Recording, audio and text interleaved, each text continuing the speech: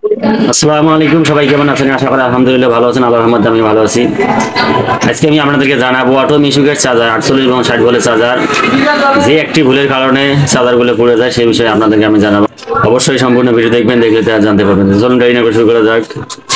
তা এখন আমি আপনাদেরকে দেখাবো যে ভুলটি করলে চার্জার পুড়ে যাবে।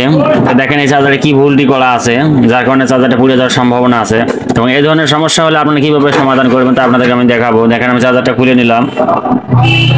এখানে দেখেন চার্জারের যে ফিউজের লাইনটা দেওয়া আছে, এটা দেখেন এটা কিন্তু ডাইরেক্ট করে দেওয়া আছে। এই ডাইরেক্ট কখনোই করা যাবে না। অর্থাৎ এসি লাইনে যে দুটি কানেকশন আছে, একটা কিন্তু যায় ফিউজে আর একটা যায় আমার যে চ্যানেল আছে রেগুলেটর আছে সেখানে থাকে, সংযোগ থাকে। যেটা ফিউজে যায় সেটা ফিউজের মাধ্যমে রাখতে হবে। এখানে দেখেন ডাইরেক্ট করে দেওয়া আছে, এই ভুলটা কিন্তু কখনোই করা যাবে না। এখানে দেখেন একটা ফিউজ দেওয়া আছে, এখানে দেখেন একটা ফিউজ দেওয়া আছে। এই ফিউজটা সবসময় ঠিক রাখতে হবে। করতে হবে কি, এখানে ডাইরেক্ট না করে ফিউজের মাধ্যমে রাখতে হবে। তো দেখেন আপনাদেরকে আমি এটা খুলে ফিউজের মাধ্যমে রেখে দেখাবো। এখানে রাখতে হবে যাতে চার্জারটা এসি লাইনের কানেকশনটা ফিউজের মধ্যে থাকে। ফিউজের মাধ্যমে থাকলে কিন্তু দেখেন আমি ফিউজের মাধ্যমে রেখে দিলাম।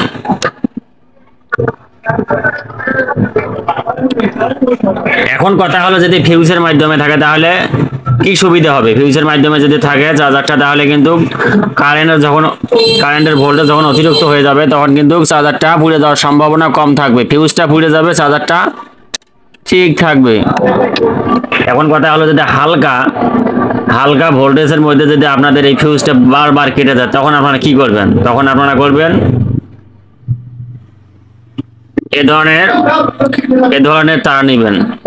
ফ্যানের যে ফ্যান বাছাই করার জন্য যে 34 নম্বর তার ব্যবহার করা হয়, এ ধরনের তার নিয়ে সংযোগ করে দিবেন। কখনোই এ ধরনের মোটা তার ব্যবহার করবেন না।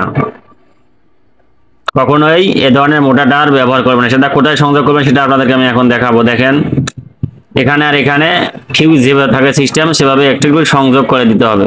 এটা চার্জারের সাহায্যে আপনারা করে দিবেন। তা আপনাদেরকে আমি এখন করে দেখাবো। যদি হালকা ভোল্টেজের কারণে এই ফিউজটা বারবার কেটে যায় সেক্ষেত্রে আপনারা হালকা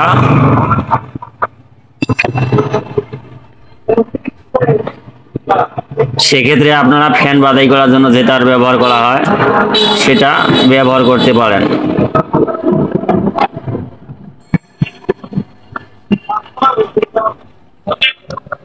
তা দেখেন আমি কিন্তু একটা চিকন তার দিয়ে সংযোগ দিলাম, চিকন কয়েল 34 নাম্বার গেজ, 34 নাম্বার যেটার মাধ্যমে আমরা ফ্যান বাছাই করে থাকি সেটার মাধ্যমে আমি সংযোগটা করে দিলাম যাতে হালকা ভোল্টেজে এই ফিউজটা বারবার কেটে না যায়। এটা হালকা সাপোর্ট হলো, যখন অতিরিক্ত ভোল্টেজ আসবে তখন কিন্তু এটা কেটে যাবে, এই জন্য আমি চিকন দিয়েছি। চিকনের জায়গায় যদি মোটা দেন তাহলে কিন্তু এই মোটাটা কাটবে না, যার কারণে এই চার্জারটা পুড়ে যাওয়ার সম্ভাবনা থাকবে। তো অবশ্যই বুঝতে পেরেছেন এই ফিউজে যে ভুলের কারণে আপনাদের এই ধরনের চার্জারগুলো অটো মিশুকের 48 ভোল্টের চার্জার পুড়ে যাবে। এই ধরনের যদি আপনারা সিস্টেম করে নেন তাহলে কিন্তু চার্জারটা আর পুড়বে না। ভিডিওটি যদি ভালো লাগে অবশ্যই সাবস্ক্রাইব করবেন। আল্লাহ হাফেজ।